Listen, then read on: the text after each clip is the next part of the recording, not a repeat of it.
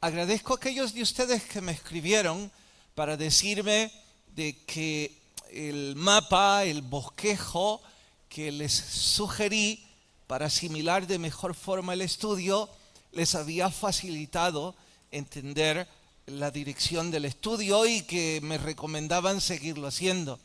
Así es que en honor a aquellos de ustedes que me sugieren, les facilita, intentaré seguir. Debemos retomar que llegamos en el estudio hasta la mitad. Así es que voy a mostrarles de nuevo el mapa, la carretera o el bosquejo sugerido para que recordemos de mejor forma. Lo primero que deberíamos tomar en cuenta pues es el título. Cómo no amargarnos en medio del naufragio.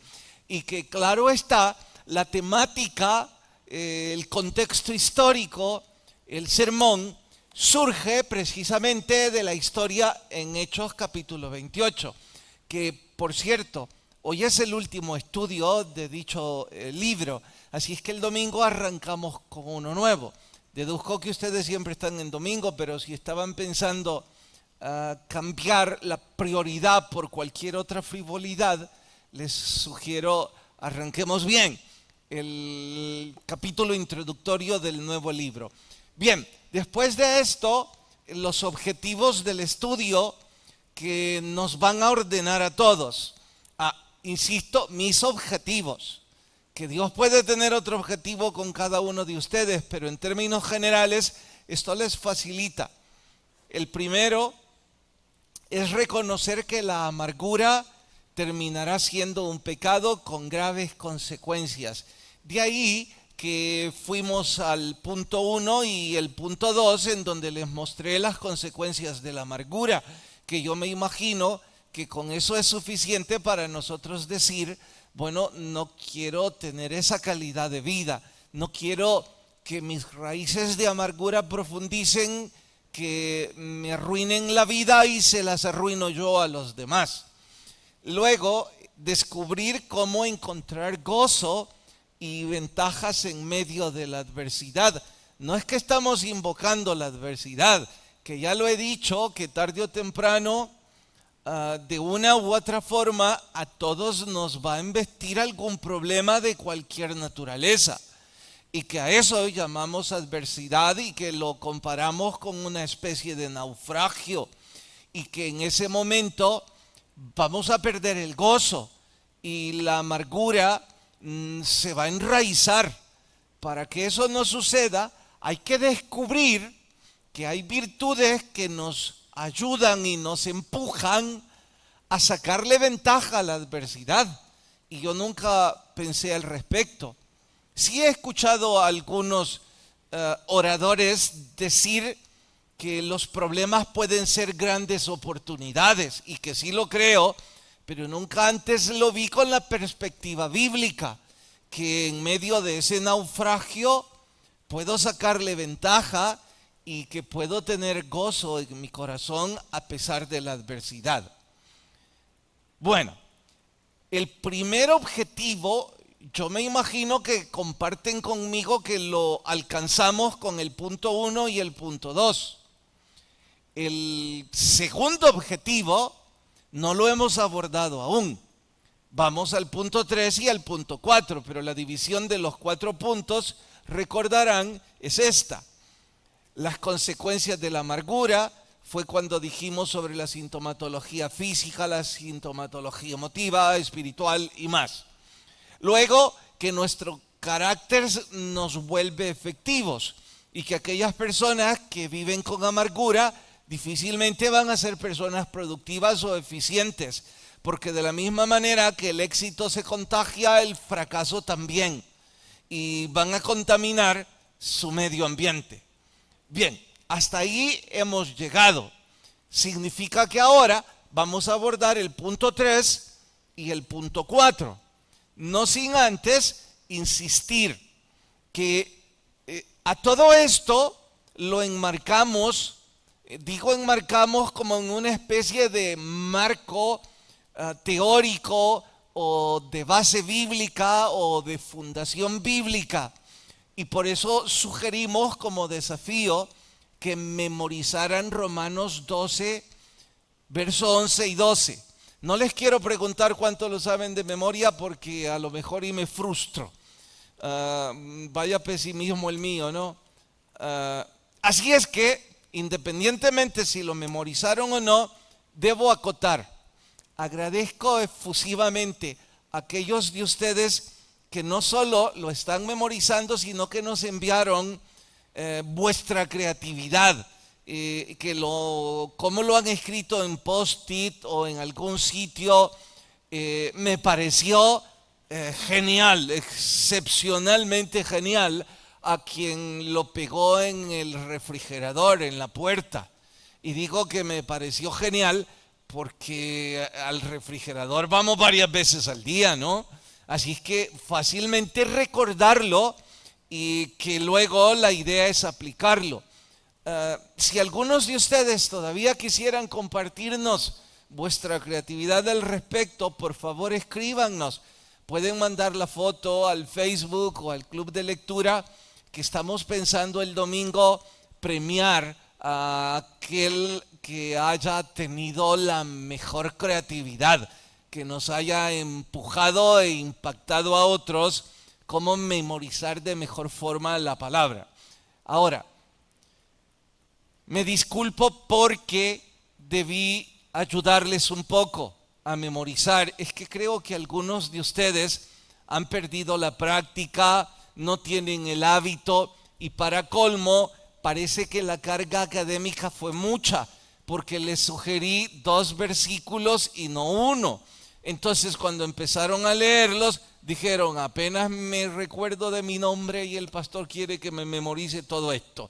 Y se rindieron, empezaron, lo intentaron y no lograron recordar nada. Debí recomendarles lo que voy a sugerirles hoy, el domingo, pero no es tarde, les quedan 3 días.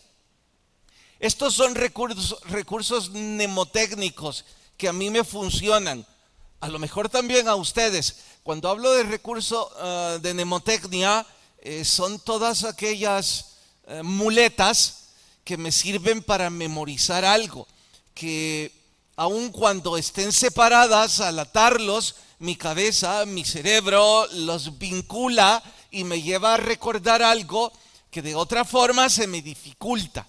Bueno, una de esas técnicas de memorización dice que cuando el párrafo es muy grande para nuestra costumbre, bueno, que dividamos el párrafo en partes y que memoricemos primero una y luego otra y luego otra. Porque no olviden, la repetición nos lleva al hábito. En todas las ciencias, lo que nos lleva a la perfección o a la excelencia, es mejor decir a la excelencia, es siempre la repetición.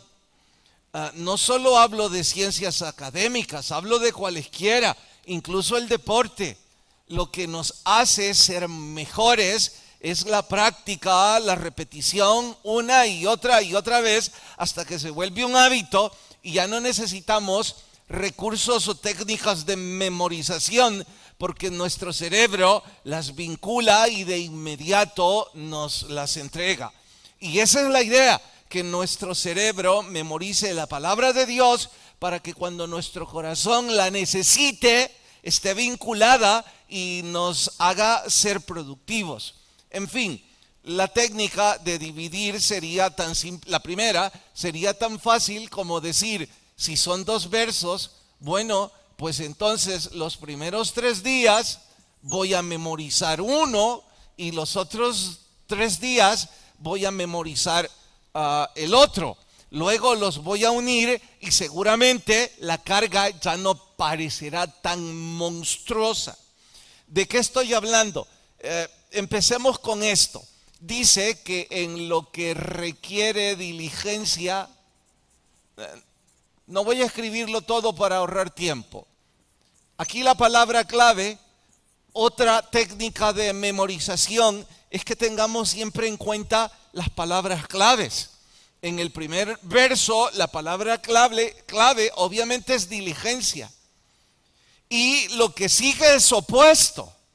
Dice entonces que en lo que requiere diligencia, ¿qué cosa? No perezosos. Nuestra mente nos lleva a lo opuesto. No perezosos. Ahora, ¿de qué está hablando para no ser, en qué no debemos ser perezosos? En servir al Señor. Entonces, ¿cómo debemos servir al Señor? Fervientes en espíritu. Y fervientes en espíritu, sirviendo al Señor.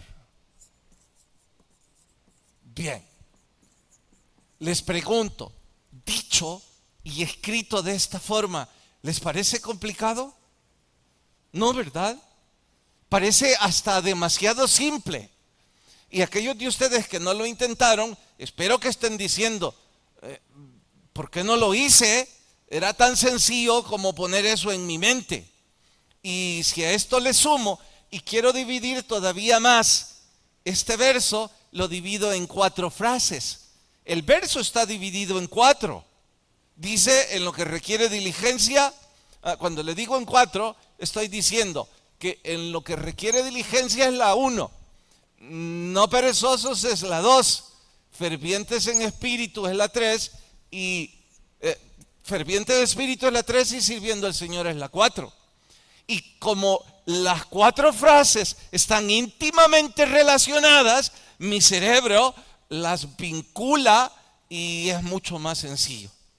De hecho, ahora mismo, si tuviéramos el tiempo y el auditorium fuera idóneo para eso, me bajo y les empiezo a preguntar, a ver, practiquen, traten de memorizarlo ahora, lo voy a borrar y ustedes corroborarían cómo con bastante facilidad lo asimilamos. Bien, ¿me he dado a entender? Son técnicas de memorización. Por otro lado, en cuanto a son 3 frases también. Y quizás el verso 12, aunque en volumen es menor, es un poco más complicado que nuestra mente lo asimile sin recursos de memorización.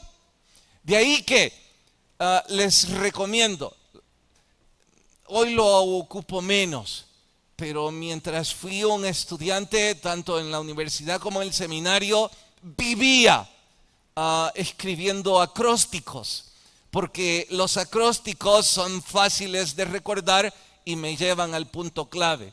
¿Cuál sería en este caso esta palabra? Gozuko.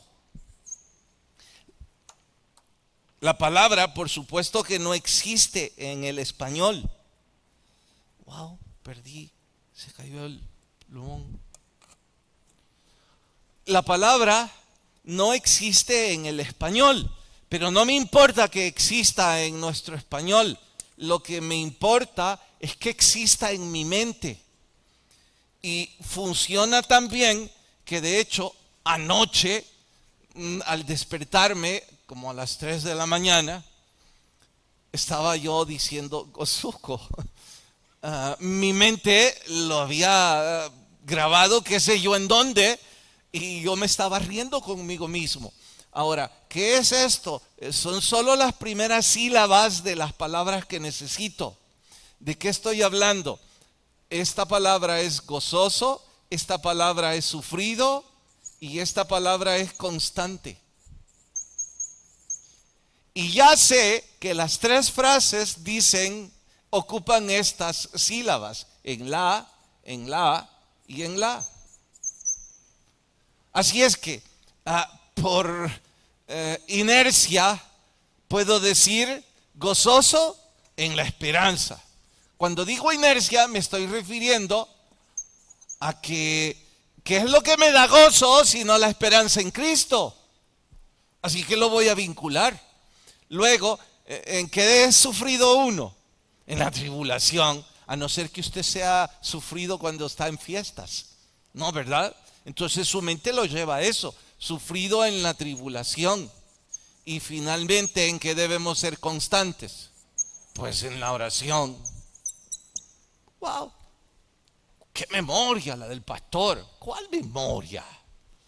Es una técnica que me facilita.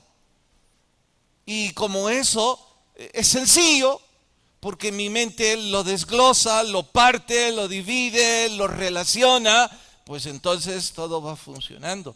Se van a dar cuenta ahora en el estudio cómo mientras estamos avanzando, también vinculamos la palabra de Dios a todo lo que está pasando. Aunque ya podemos empezar, porque ya vimos sobre el asunto de la amargura.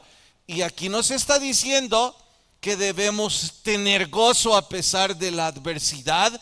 ¿Por qué o en dónde? En la esperanza. Ya nos está diciendo que cuando viene la adversidad o el naufragio, debemos tener esa actitud de sufridos en ese momento. Pero un sufrimiento, como dirían los estoicos, con resiliencia. Es decir, con una actitud positiva, en este caso no es una actitud, en este caso es un espíritu. ¿De qué espíritu hablo? Un espíritu ferviente en servir a mi Dios. Que además, ¿de dónde saco eso? Sino en ser constante en la oración. Y claro que me está diciendo que debo ser diligente en todo eso. Así es que ¿por qué sugerimos esos dos versos? Porque esos dos versos son como el marco, no teórico, sino práctico. Esa es la base fundamental. Es el texto que enmarca la palabra de Dios en toda la historia del naufragio que sufrió Pablo. Bien, ¿qué vamos a hacer ahora? Pues vamos a cubrir el segundo objetivo. ¿Cuál es el segundo objetivo? Por favor, déjame verlo en la pantalla, que lo recuerdo, pero mejor si lo vemos escrito. Descubrir cómo encontrar gozo y ventajas en medio de la adversidad. De la misma forma que le he sugerido cómo memorizar el verso, pues le voy a sugerir algunas verdades del por qué debemos buscar las virtudes que nos van a llevar a alcanzar y a descubrir esto. Pero antes, por favor, oren conmigo. Señor, te rogamos que tu gracia hable a nuestro corazón, que podamos crecer a través del estudio de tu palabra y que todos podamos disfrutar memorizándola y poniéndola en práctica en nuestro diario vivir. Te agradecemos en Cristo Jesús. Amén. Bien, punto 3. Pablo estaba sufriendo terriblemente. Les dije que no solo el arresto domiciliar, no solo la prisión mamertina, no solo el naufragio, súmenle persecución y qué sé yo cuántas embestidas más. Pero en medio de todo eso, él encontró una virtud que le hacía tener esa actitud de sufrido en la tribulación y gozo con la esperanza de que había un propósito. Debo recalcar de que no lo encontramos en ninguna de las escenas quejándose del gobierno, quejándose de los judíos, quejándose de los apóstoles, culpándolos de sus desgracias. En ninguna de las escenas él se pinta como una víctima. Todo lo contrario. En todas esas escenas, y sorprende, él aparece como un hombre humilde. Así es que la virtud que ahora les voy a animar a que desarrollemos es la humildad. Sin humildad no vamos a alcanzar esta meta. Usted me dirá, pero ¿por qué está relacionada la humildad en medio de la adversidad? Bueno, se los voy a explicar ahora. Cuando nosotros descubrimos la humildad como virtud, descubrimos también que la humildad es esa virtud que nos hace reconocer que nuestros talentos o habilidades son ¿qué?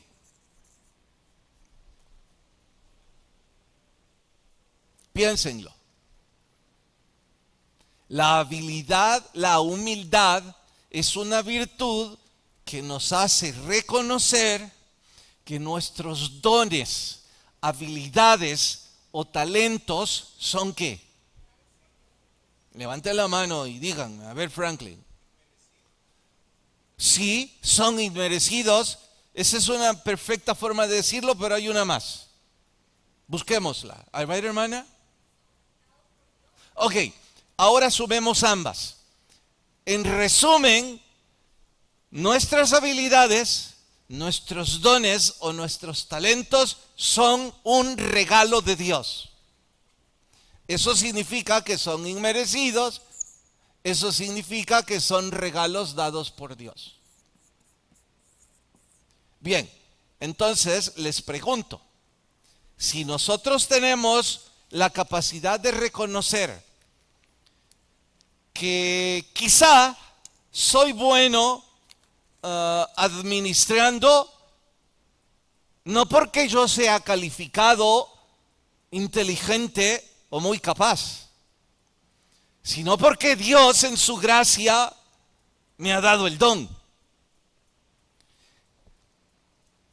Quizá y solo quizá yo soy bueno como papá y tengo buenos hijos, no porque yo haya sido un gran papá y un gran ejemplo, sino porque Dios en su gracia me dio ese regalo, inmerecido por supuesto. Quizá y solo quizá soy bueno como deportista y a lo mejor de eso me gano la vida. Pero no es porque una estrella me iluminó o porque yo he sido un hombre muy disciplinado. Claro que esas cosas desarrollan a plenitud los dones de Dios, la disciplina. Pero la humildad me lleva a reconocer que es un regalo de Dios. Eso es humildad, reconocer que esos dones son un regalo de Dios y que son totalmente inmerecidos. ¿Me he dado a entender? ¿Sí? Por cierto que les pregunto, ¿ustedes reconocen eso? Antes de que respondan, la idea es la siguiente. Si un día de estos nosotros perdemos la oportunidad de desarrollar nuestros dones por las adversidades de la vida o por las injusticias de otros, si yo reconozco que Dios me dio eso, entonces no tengo motivos para culpar a otros, ni para enraizar mis amarguras. Porque mientras Dios me lo dio, gracias Señor. Y no voy a esperar que me aplaudan, porque ahora reconozco que no son mis méritos, sino que ha sido la gracia de Dios. Ahora no voy a culpar al gobierno, a mis jefes o a las autoridades de por qué perdí mi trabajo, sino que con humildad voy a enfrentarme a la adversidad tratando de resolver las barreras que ahora tengo que resolver. Las personas que no son capaces de desarrollar la humildad, obviamente son todo lo contrario, son arrogantes, son personas desagradables y altivas que no se dan cuenta de su necedad. Déjeme citar este ejemplo. No puedo pasar de mi mente aquella mujer que con tremenda arrogancia se jactaba de sus buenos hijos y diciendo que ellos eran esto y lo otro y que habían alcanzado estos y estos éxitos porque ella había sido un ejemplo como mamá. Una mujer de brazo férreo, de disciplina y de gran educación. Y que debido a eso sus hijos eran tremendas lumbreras. Y por supuesto que su altivez, cada vez que yo le escuchaba, no dejaba de retiñir mis oídos, pero decir, quizás sí. A lo mejor hay algo en medio de todo eso que debo aprender. Hasta que resulta que conozco a dos de ellos y por esas cosas que yo nunca quise oír, escucho las quejas y escucho las frustraciones y escucho cuán lejos estos hijos quieren estar de esa mujer y cuánto reprochan las groserías de ella. Ella en su arrogancia, en su altivez, nunca fue capaz de darse cuenta que si ellos fueron buenos hijos, fue un regalo de Dios. Tan necia y tan ciega que los años han pasado y ahora lo que le acoge es la soledad. Y no estoy seguro que la verdad, porque los arrogantes coronan su vicio estando ciegos a la verdad. Así es que insisto que usted y yo debemos esforzarnos por desarrollar la humildad. Hay que reconocer una segunda cosa. La humildad no es debilidad. La humildad es fortaleza de carácter. La humildad es dominio propio. Y tengo 10 ejemplos para dar, pero no tengo el tiempo para contar. Bastará quizá con expresar esto, que en una de esas tantas veces, en un partido de fútbol, mucho tiempo atrás, acá en uno de las ligas de la iglesia, alguien golpeó intencional y salvajemente a un compañero mientras jugábamos y este dio vueltas y se quedó allí y se revolcaba y se agarraba contra la grama y yo pensé que estaba fuertemente lastimado. Entonces yo corrí a asistirle y le dije, hermano, ¿le ayudo?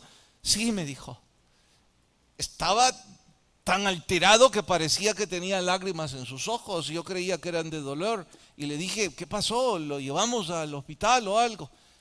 Pastor, estoy así porque lo que quiero es ponerme de pie y le puedo asegurar que ustedes no van a lograr detenerme cuando le dé su merecido a él. Cuando terminó todo y ya estaba, yo me quedé asustado con sus palabras. Cuando todo terminó, yo me acerqué y le dije, hermano, está bien, pastor, gracias, estoy bien, estoy mejor que nunca. Yo le pregunté, es que me sorprende. No, no se sorprenda. Ahora que estoy en Cristo, estoy aprendiendo cómo dominar mi carácter. Y estoy feliz porque me controlé con humildad y solo se lo puedo decir a usted. Él tenía cinta negra en karate. Lo supe después. Y era un poco más alto que yo y era corpulento. Mientras venía en el carro, venía pensando, pude haber visto un espectáculo de verdad en karate, que el otro bien ganado. Bueno, la humildad le da la sensatez. No es debilidad, es fortaleza. Así es que es algo de admirar, es una virtud. Vaya que quisiera tener una pizca, y debo trabajar por eso. Al decir debo trabajar por eso, les quiero dar 3 o 4 sugerencias que ayudan a desarrollar la humildad. Porque no va a surgir la humildad solo con desearla. Claro que orar es lo primero, constantes en la oración, pedírsela al Señor. Pero luego de eso, ayuda mucho, número 1, mantener una actitud enseñable. ¿Qué significa eso? Una actitud de aprendizaje. Una actitud no de sabelotodo. Una actitud de sencillez. Que aunque usted sea experto en la materia, prefiere cerrar su boca y opinar hasta que alguien le dice, ¿y usted qué opina? Eso es tener una actitud enseñable, que a algunos nos cuesta tanto trabajo. No han terminado de darnos una instrucción cuando nosotros ya estamos diciendo cómo se haría mejor que el experto que nos está instruyendo. Porque no tenemos un espíritu enseñable. Que en lo que sea, y sobre todo en aquellas áreas en donde más carencias tenemos, con humildad deberíamos tener ese espíritu enseñable. Digo, no es mi fortaleza, mi carácter, bueno, pues debería escuchar con humildad a aquellos que tienen fortaleza en eso. No ha sido mi fortaleza el asunto de los negocios. Debería prestar atención a los que les ha ido bien. Jóvenes, sus papás pueden tener 10 errores, pero todo lo que les dicen es porque los aman. Pero ustedes son tan arrogantes, desagradables y buenos casi para nada, que no quieren escuchar los consejos de sus padres porque ustedes no tienen un espíritu enseñable. Ustedes tienen un espíritu de soberbia que les va a llevar a ninguna parte. Si en lugar de eso dijeran, bueno, por algo me lo está diciendo mi papá. Y saben, regularmente los papás damos consejos, o claro, la Biblia es lo primero, ¿no?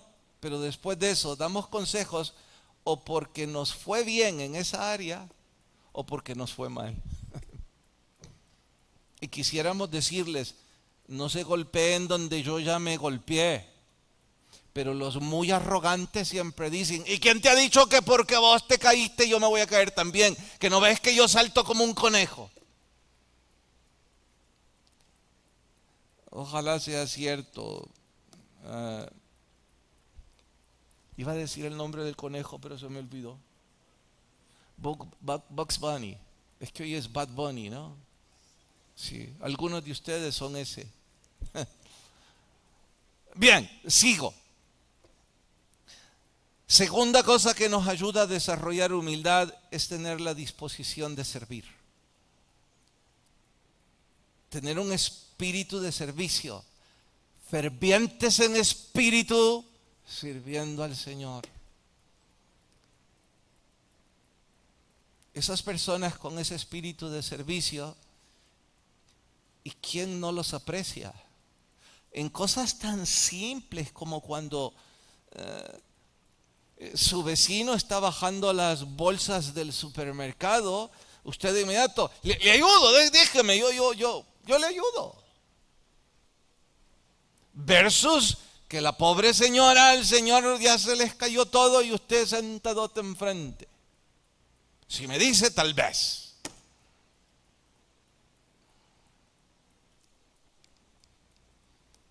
Esa actitud de servicio nos da humildad y siempre nos da recompensa.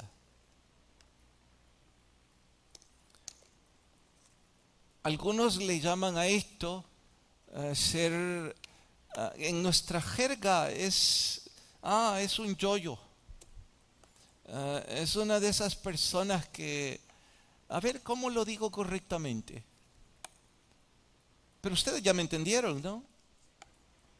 Las personas que buscan sacar ventaja por mostrar un espíritu de servicio. Bueno, eso es una especie de querer congraciarse, pero les debo decir algo. Los que hacen eso siempre sacan ventaja en realidad. Hubo alguien que trabajó con nosotros que cada vez que yo estaba limpiando el carro que uso, pastor, ¿le ayudo? No. Que sí que le ayudo, que no. Y agarraba un trapo y hacía como que lo estaba limpiando, pero no lo limpiaba. Y en eso tenía que hacer algo más. Uno de esos días íbamos en el carro y mi esposa me dijo, sí, es que él te cae muy bien porque siempre te ayuda con el carro. Pues nunca lo pensé, pero ahora que lo he dicho, eso le da mucho valor. Su espíritu de servicio. Versus otros 4 que pasan cuando lo estoy limpiando, me pregunto qué piensan. Y mañana estoy pensando que me voy a poner igual, a ver cuántos llegan. No me están oyendo. Solo estoy dando el ejemplo de qué necedad, ¿no? ¿Quién no va a agradecer un espíritu de servicio? Eso no es buscar sacar ventaja. Eso es intentar ser humilde. Es que mi trabajo, pudo haber dicho él, no es limpiar carros. Y muy cierto, él ocupaba una jefatura. Pero bien, quizás algunos alguna vez lo aprenden y desarrollamos humildad. Tercero, ser personas agradecidas. Antes nos enseñaban eso nuestros papás, quizás los que hemos arruinado a la juventud somos nosotros, los de mi edad. Porque recuerdan los de mi edad cómo nos decían nuestros papás, la palabra ¿qué? ¿Qué decían? La palabra mágica. Que hay que decir gracias por todo. Pero es que me pegó. Vos igual decís gracias. Que por todo había que decir gracias porque eso abría las puertas. El primer trabajo que yo tuve fue por la influencia de mi papá. Y mi papá me dijo, cuando me presentó con quien me dio el trabajo, a este hombre le vas a vivir agradecido el resto de tu vida. Porque él te dio la oportunidad de tener un trabajo. Y me lo dijo con tanta fuerza como una amenaza que quizás quedó grabado en mí, pero hasta el día de su muerte yo le vivía muy agradecido. Y vea qué ventajas saca, porque yo trabajé para el gobierno, era una institución gubernamental. Y claro que fui a parar a ese puesto por influencias, no por méritos. Yo estudiaba ingeniería y no tenía nada que ver esa dependencia con ingeniería. Así es que a la primera oportunidad, después de 5 años y de haber avanzado en mi carrera, yo renuncié. Fui a hablar con él y le dije, por respeto, no digo su nombre y a su familia, aunque vivo agradecido, y le dije, mire, que 1000 gracias, pero tengo que renunciar por esto y esto. Me dijo, ¿estás seguro? ¿Y si te consigo en otro departamento con aumento? Yo le pregunté, ¿y no supe que yo valía más? Él sonrió y me dijo, es que tus jefes no hablaron mal de vos. Le contesté, no, en realidad debo renunciar porque estoy loco. Tiene valía. Con humildad vivir con un espíritu de gratitud. Usted y yo deberíamos estar agradecidos por la persona que nos trajo a Cristo. Por Él somos salvos, por ella. Dios usó ese instrumento, pero hay algunos aquí que ya no le hablan al que les trajo al Evangelio. ¿Por qué? Porque están enojados. Aquí en la iglesia se cruzan ahí. ¿Y qué pasó? No le hablo. Wow. Y Él es el que le llevó a la vida eterna. Deberíamos estar agradecidos por la iglesia. Deberíamos estar agradecidos por nuestro trabajo. Deberíamos estar agradecidos por todo lo que tiene valor y que nos fue dado. Eso es ser humildes. Pero no, algunos que se largan, lo primero que hacen es hablar en contra de todo lo que les dio salvación, estabilidad y prosperidad. Increíbles. Así somos. arrogantes, sin gratitud. Y 4, recordar de dónde venimos y quiénes somos nos ayuda a tener humildad. Es probable que a algunos de ustedes esto no les ayude mucho porque quizás algunos de ustedes han nacido en una cuna de oro. Entonces, si recuerdan de dónde vinieron, van a decir, pastor, yo tengo sangre azul, eso no me ayuda. Bueno, pero la mayor parte de ustedes no parecen de sangre azul. La mayor parte de ustedes, al igual que yo, creo que nacimos en Ciudad Delgado. Y en pueblos tan prósperos como ese.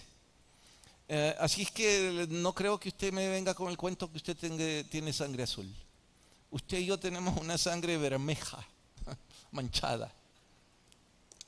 Así es que si algo somos ahora, si es que algo somos, es por pura misericordia y gracia de Dios. Si recordamos eso, nos vamos a bajar de esa tonta nube en la que nos hemos subido. Eso nos va a recordar quiénes somos. Espiritualmente no somos más que polvo. ¿Cómo le vamos a reclamar al Dios Todopoderoso? Y quizás por eso me cuesta tanto trabajo cuando yo veo esos jóvenes en derredor nuestro con tremenda arrogancia. Estos creen que son familiares del príncipe Harry de allá de Gran Bretaña. Qué terrible. Pero en fin, segunda virtud que debemos desarrollar o esforzarnos por desarrollarla es una actitud de gozosa aceptación en medio de los problemas. Si en lugar de buscar gozo o aceptación, por eso dice, gozosos en la esperanza. O sea, no tenemos gozo de que nos están golpeando. Vamos a buscar el gozo de que tenemos esperanza en Cristo Jesús de salir de ahí. Por eso el memorizar la palabra es punto de honor. Con esto digo que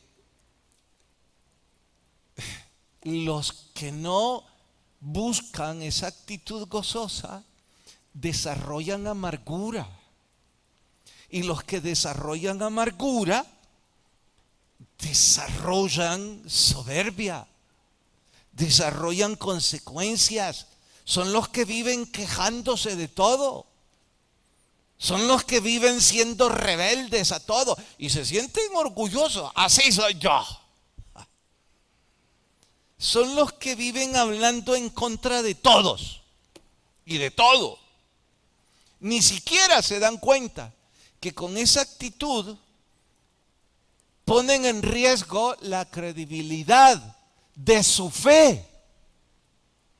Es decir, la gente terminará diciendo que usted es todo un farsante de lo que profesa. Porque los que se quejan, los que murmuran, los que dicen chismes, van contra naturaleza cristiana. Y hacen que se pierda la credibilidad en lo que usted profesa ser. El sentido del humor. Por eso dije gozo.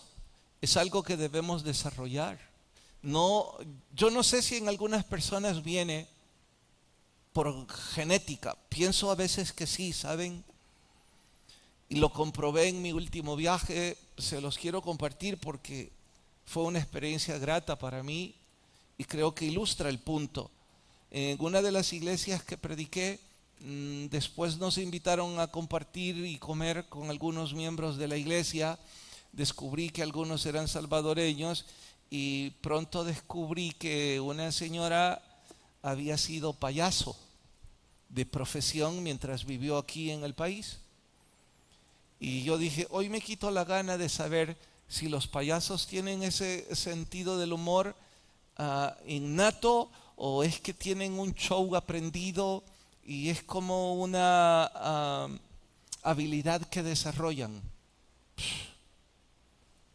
Yo no sé si todos los payasos tienen el gozo de esa mujer, pero ella le hizo gala a mi sospecha. Qué mujer más dulce, agradable y qué creativa. Al rato descubrí que no era solo ella, estaba su familia. Eran 3 o 4. Entonces yo empecé con preguntas tontas. Después supe que eran preguntas tontas. Porque le dije, hermana, ¿y cuál era su trabajo en el circo? Yo era payaso, acróbata y jinete. Y cuando la vi dije, no puede ser acróbata. Es que tenía un poquito de, ¿cómo lo digo sin ser grosero? ¿Cómo? Rellenita. Ok. Pero eran rellenos un poco... era rellenita. Entonces dije preguntas tontas como, ¿y él qué hacía? Yo en mi credulidad. Y me dijo el otro, yo era acróbata, payaso y también jinete. ¿Y usted? Pastor, me dice, si en el circo todos somos todo. ¿En serio? Sí, cuando no llegaba el que dirige, yo me ponía el saco y yo era el maestro de ceremonia. Mire, me dijo, hubo una vez que no llegó el que tiraba cuchillos. Y yo puse a mi mujer, que era la hermana, y le dije, vos cerrá los ojos, que a alguno le vamos...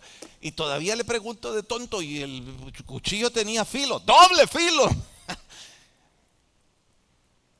Al poco rato empezaron a hacerme bromas y a molestarme, y yo disfruté tanto esa noche. Tan dulce era esa hermana que, ¿sabe? Mi esposa cuando íbamos en el carro me dijo, Carlos, fíjate que la hermana nos dio ofrenda. ¿Quién? Le dije, ¿la que es payaso? Pero ¿y por qué? Quizás porque te molestó toda la noche, sintió pena, me dijo, y te dejó una ofrenda. Bueno. ¿Que por qué estoy diciendo esto? Qué linda es esa gente con sentido del humor. ¿Quién no quiere estar cerca de ellos?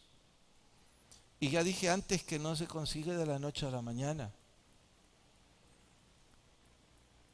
A no ser que usted es una de esas personas extrañas que les gusta estar con los amargados, ¿verdad? Quizá su mujer es de esas señoras que usted se despierta en la noche y se asusta. Pero usted dice, yo soy feliz con esa mujer, brava. A lo mejor usted ya desarrolló ese talento. O sea, que a medianoche cuando uno está todo adormitado encuentra una bruja, pero a usted le gusta. Esa es la gente amargada. Pastor, pero eso no viene de por genética, ¿no? Sí, yo creo que no. A mí no me pasa así. Yo tengo que buscarlo. Y por eso el primer consejo es, propóngase reír más. ¿Han visto esos agujeros que tienen unas personas en las mejillas? ¿Cómo es que se llaman? Ok, ¿ustedes han visto una persona fea que tenga camanances? Son agradables aún los feos. Tienen una simpatía única. El diccionario dice que lo que provoca ese agujero aquí es un músculo. Me olvida cómo se llama. Y que ese músculo provoca el hundimiento y la sonrisa. En defecto, algunos de los presentes lo que siempre tienen pronunciado es el ceño. ¿Sí?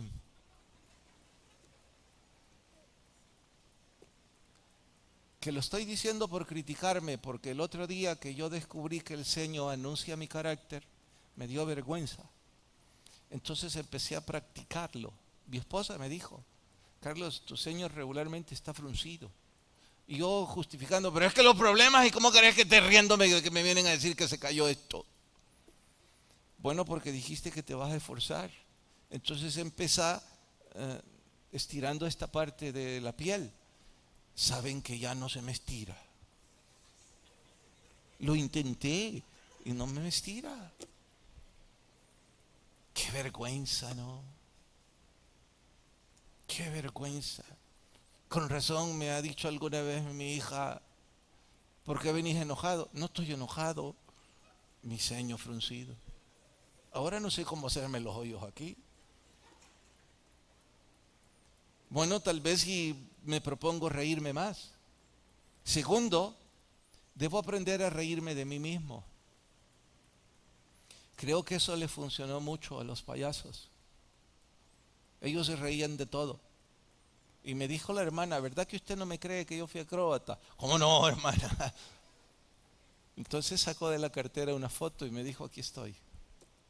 Una foto de hace 15 años. ¡Wow! Era una modelo. Su esposo la tenía en brazos, así arriba. Y ella se empezó a reír. Es que con venirme aquí perdí todo eso. ¡Wow!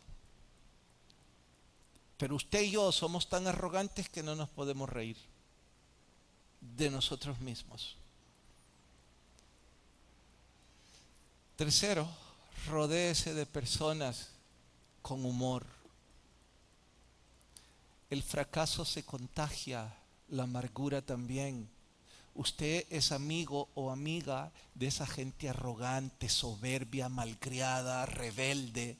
Y usted, mi amiga. Si usted es amiga de la bruja, usted termina como bruja. Usted es amigo del mal encarado, usted termina mal encarado. Y como no es lo que quiero para mi vida, yo quiero rodearme ahora con personas que se ríen y que me van a contagiar de yo reírme y de disfrutar mi existencia. Y finalmente, no se ofenda mucho. Es decir, y nos va a costar mucho, pero si le pedimos en oración y lo pensamos con el verso, nos va a empezar a funcionar. Porque, ¿y cómo no me voy a ofender si me acaba de gritar? Hace como que no escuchaste. Pero ¿y cómo no escuché si está la par mía? Pues si por eso te gritó, para que te enojes. Por eso se burló, para ofenderte. Pero si decidís no ofenderte, de todos modos, ¿qué podés hacer? Especialmente si el que te gritó, te lastimó, te ofendió, está en una posición de preferencia respecto a la tuya. ¿Qué te queda? No lo escuché. Voy a decir en mejor posición, que lo paró la policía. Y usted lleva todo en regla y el policía dice, pero es que usted tiene cara de bolo. Y usted se ofendió y se bajó y le dijo, hágame la prueba y tal. Se lo llevaron por ofendido. Y mientras lo llevan esposado, usted va diciendo, mejor le hubiera dicho que yo así quedé con cara de bolo. Exacto. ¿Qué? ¿Eso significa hacerme un tonto?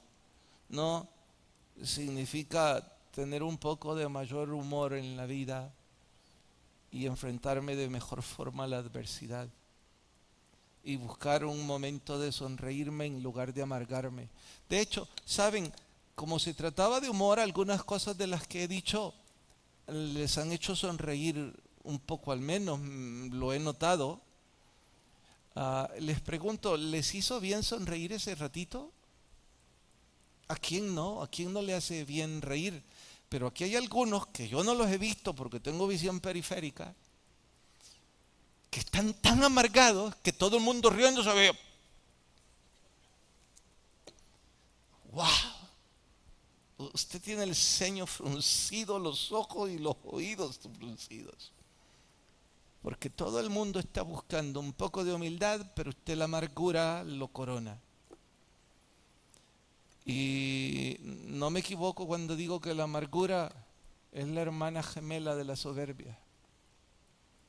Y después de la soberbia, dice la Biblia, está la caída. Mire el resultado. El apóstol Pablo, después de ser un asesino y amargado de corazón, se convierte en el más grande plantador de iglesias y escribe la mitad de todo el Nuevo Testamento. Un hombre humilde y gozoso en la esperanza. usted y yo decidimos qué queremos para nuestra vida. Oramos.